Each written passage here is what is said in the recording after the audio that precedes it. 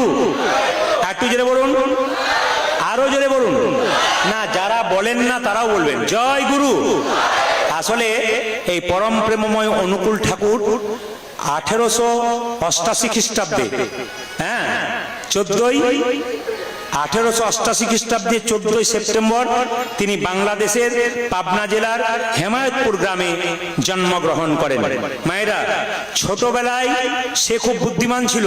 শুধু তাই নয়, প্রচলিত আছে নাকি যে 9 মাস 10 মাস বয়স থেকে হাঁটতে শুরু করে দিয়েছিল, আর 9 মাস 10 মাস বয়স থেকে বাচ্চাটা কথা বলতে শুরু হয়েছিল। তবে তখন থেকে বোঝা যাচ্ছিল তিনি একজন মহাপুরুষ হবেন, এটা কথিত আছে। তা আপনাদের কাছে নিবেদন রইল, এরকম মহাপুরুষকে আমরা প্রণাম জানাই।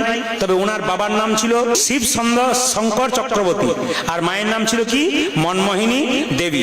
মায়েরা সবাই লক্ষ্য করবেন, ছোট থেকে খুব মাতৃভক্তি ছিল। এখানে কিন্তু অনুকূল ঠাকুর একটা শিক্ষা দিয়ে গেল, যদি কোনো ছেলে মেয়ে বাবা মায়ের প্রতি সত্যি ভক্তি রাখতে পারে, তবে সেই ছেলে মেয়ে জীবনে অনেক বড় হতে পারে। সবচাইতে লজ্জার ব্যাপার, দুঃখের ব্যাপার একটাই, যে এ সমাজে ছেলে মেয়েরা বড় হয়ে গেলে আর বাবা মাকে কোনো মতে ভালোবাসতে চায় না। তাই ত্রিপুরার এই কৃষ্ণবাড়ি আশ্রমে আমি প্রত্যেকটি ছেলেকে, প্রত্যেকটি মেয়েকে বলে যাব, আজকে রক্তের গরমে তুমি যদি তোমার বাবা মাকে ত্যাগ করো, তোমার ছেলে যখন বড় হবে, তোমার মেয়ে যখন বড় হবে, তখন তোমাকেও কিন্তু ঘর থেকে বিদায় দিয়ে দেবে। সেই দিন বুঝতে পারবে তুমি যে কাজটা করলে তার ফলটা কি পেলে। এই অনুকূল ঠাকুর কি করেছিল মায়েরা, তার বাবার প্রচন্ড অসুখ হয়েছিল, মুড়ি বিক্রি করে সংসার চালিয়েছিল।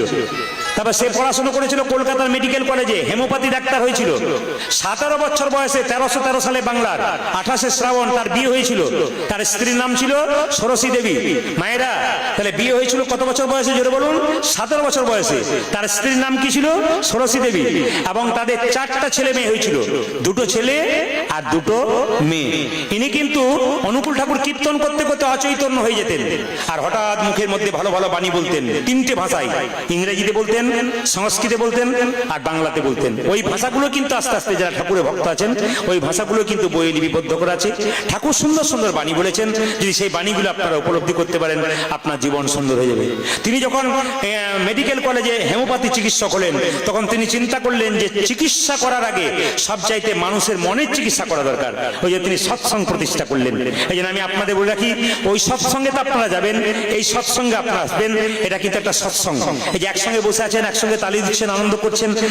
অনুকূল ঠাকুর তিনি কিন্তু দেহ রেখেছিলেন কোথায়? তারই প্রতিষ্ঠিত সৎসঙ্গ দেওঘরে। 81 বছর বয়সে তিনি দেহ রেখেছিলেন। হাত তুলুন। আমরা শুনি না, আমরা মানি না, আমরা জানি না, আমরা যা ইচ্ছা তাই করি। দেখুন অনুকূল ঠাকুর পরম প্রেমময়, তিনি বলেছেন, কি বলেছেন? কলা গাছ হুড়ুর করে বাড়ে আর হুড়ুর করে পড়ে, বট গাছ ধীরে ধীরে বাড়ে, বহুদিন পর মরে। এই জন্য দেখবেন যারা বৈষ্ণব মানুষ, ভক্ত মানুষ, নিরামিষ খাচ্ছে, দিব্যি জিজ্ঞেস করছেন, দাদা কেমন আছেন? হরির কৃপায় ভালো। আর ঘুম, রাত্রি 10টায় ঘুমালে ভোর 3টেই আবার জেগে হরিনাম করি।